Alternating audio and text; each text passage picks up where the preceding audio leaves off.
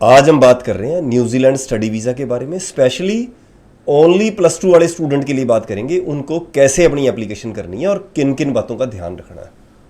नमस्कार, मैं Rajesh Bansal hike visa consultant से। स्पेशली जब +2 वाले स्टूडेंट करते हैं अपनी एप्लीकेशन, कई बार क्या होता है कि फ़ंड कम होते हैं, 20 लाख के, 25 लाख के, 15 लाख के फ़ंड है। पर अगर बैचलर डिग्री में एप्लीकेशन करनी है तो उसके लिए फ़ंड चाहिए होते हैं, तकरीबन 60 लाख प्लस चाहिए होते हैं, 60 लाख से ऊपर के फ़ंड चाहिए होते हैं। न्यूजीलैंड के अंदर क्या होता है, सक्सेस रेट थोड़ा सा कम रहता है हमेशा। उसमें रीज़न क्या है, बहुत सारे उसके इनकम को लेके बहुत ज़्यादा इशू होता है, फंड को लेके बड़ा इशू होता है। एजुकेशन लोन ज़्यादा भी ले सकते हैं, मान लो 20 लाख रुपए के फ़ंड है टोटल, आप 50 लाख का फ़ंड ले सकते हो, 45 लाख का लोन ले सकते हो, या 45 या 50 लाख रुपए का लोन भी ले सकते हो, 40 लाख का भी एजुकेशन लोन ले सकते हो। किसी और तरीके से आपके पैसे आ रहे हैं, मान लो गोल्ड के अगेंस्ट आपने लोन उठाया, एक्सिस बैंक आपको 8% पे दे देता है और SBI आपको 8.25% पे देता है लोन। आप उसको लेके, वो गोल्ड के अगेंस्ट लोन चलता नहीं है, उसको आपको मिनिमम 4 मंथ होल्ड करना पड़ेगा, तब वो गोल्ड का लोन चला सकते हो। अगर आपने एग्रीकल्चर लोन लिया, उसको भी आपको किसी नेशनलाइज बैंक के अंदर डाल के उसको 4 महीने पुराना करना पड़ेगा, और ये एंट्री नहीं आनी चाहिए कि यह आपने एग्रीकल्चर के अगेंस्ट लोन लिया, वो भी लोन नहीं चलता। यानी कि अगर आपको खेती बाड़ी के लिए लोन मिला है तो वो आप सिर्फ खेती बाड़ी के लिए यूज़ कर सकते हो। अगर आप न्यूजीलैंड स्टडी वीज़ा के लिए लगा रहे हो तो उसको पुराना करना पड़ेगा फंड को।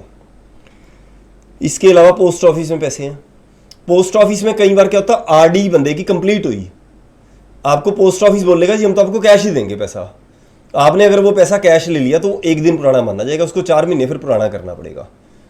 आपकी पोस्ट ऑफिस का कोई भी पैसा आपको अपने पोस्ट ऑफिस के सेविंग अकाउंट के अंदर उसको ट्रांसफर लेके फिर उसको ट्रांसफर लेना पड़ेगा आपको नेशनलाइज बैंक के अंदर। पोस्ट ऑफिस के अंदर पैसा नहीं चलता।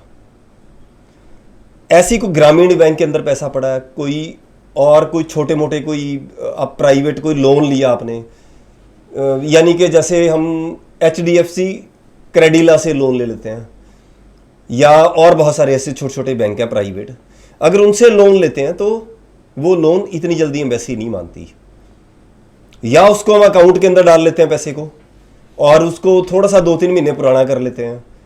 और अगर उसकी किस्त मंथली कट रही है आपके अकाउंट से, मान लो आपने प्रॉपर्टी के अगेंस्ट लोन लिया या आपने लोन जो अपने अकाउंट में डाल लिया, उसका पैसा कटता हुआ नजर आ रहा है आपके अकाउंट से, तब आपकी जो एप्लीकेशन है वीक होती है। वो स्ट्रांग तभी होगी जब आपकी फैमिली की इनकम 15 लाख के आसपास है। आपने लोन बड़ा लिया 40-45 लाख रुपए का, आपकी फैमिली की इनकम का वो 30 से लेके 35-40% तक होना चाहिए। और बच्चे कितने हैं आपके, यानी कि एक बच्चे को आप बाहर भेज रहे हो, पीछे आपके 1 या 2 बच्चे और भी हैं, तो वीज़ा ऑफिसर ये भी सोचेगा कि घर का यार खर्चा और भी है और उन बच्चों के लिए भी इनको खर्च करना है। तो ये कैलकुलेशन है सारी, जिससे वीज़ा ऑफिसर वीज़ा देगा या नहीं देगा। और जो फैमिली की हम इनकम दिखा रहे हैं, लोन ले लिया हमने, पर जो हमने इनकम लगाई है उसमें एग्रीकल्चर की, वीज़ा ऑफिसर क्या सोचता है कि आपका जो एग्रीकल्चर की जो इनकम है वो यार ओपन में खड़ी है, कभी भी आपकी फसल खराब होगी, कोई उसमें मतलब कोई पेस्टिसाइड चाहे आपने डाला है या कुछ भी किया, आपकी कोई मतलब किसी भी मौसम खराब करके या कोई वैसे कोई कीड़े लग जाते हैं फसल में तो आपकी फसल खराब हो सकती है। यानी कि रिस्की बिजनेस है ये बड़ा एग्रीकल्चर वाला। सिंगल एग्रीकल्चर इनकम के बेस पे आप लोन का पार्ट अगर बड़ा रखते हो तो वीज़ा 100% खराब है। अकेली आप इनकम एग्रीकल्चर की नहीं लगा सकते, उसके साथ मल्टीपल इनकम आपको लगानी पड़ेगी ताकि वीज़ा आ सके। हाइक वीज़ा क्या करता है, बड़ी क्वालिटी में काम देने की कोशिश करता है और बड़ी डिटेल्ड एप्लीकेशन करते हैं। अगर आपकी एलिजिबिलिटी नहीं बनेगी तो आपकी एप्लीकेशन हम करेंगे ही नहीं। कंसल्टेंट 2 तरीके के आपको मिलेंगे बाजार के अंदर। एक वो मिलेंगे कंसल्टेंट्स कि एप्लीकेशन आपकी पकड़ ली और उनको पता होता है मेरे से वीज़ा वूज़ा तो लगना नहीं है, रिफ्यूज़ल के नाम पे वो बहाने मार मार के आपसे पैसे निकाल लेंगे। हाइक वीज़ा का एक रूल है, बड़ा ट्रांसपेरेंट होकर बात करनी है। कोई ट्रांजैक्शन हाइक वीज़ा के अकाउंट से सीधी नहीं होगी। 5000 सर्विस चार्ज लेते हैं हम पहले वीज़ा से, और ऐसे थोड़ी बहुत ही पेमेंट होती है हमारी, कुछ जो हम आपसे पहले बात कर लेंगे, बाद में इतने पैसे चार्ज करेंगे। 99% आपको वीज़ा निकाल के देंगे विदाउट इंटरव्यू। ½ एन आवर का इंटरव्यू हो जाता है न्यूजीलैंड का, आधे घंटे का। हाइक वीज़ा का आज तक एक भी स्टूडेंट का इंटरव्यू तक नहीं आया। बहुत सारे कंसल्टेंट क्या करते हैं, एप्लीकेशन वीक होती है उसको ऑस्ट्रेलिया के लिए लगा देते हैं।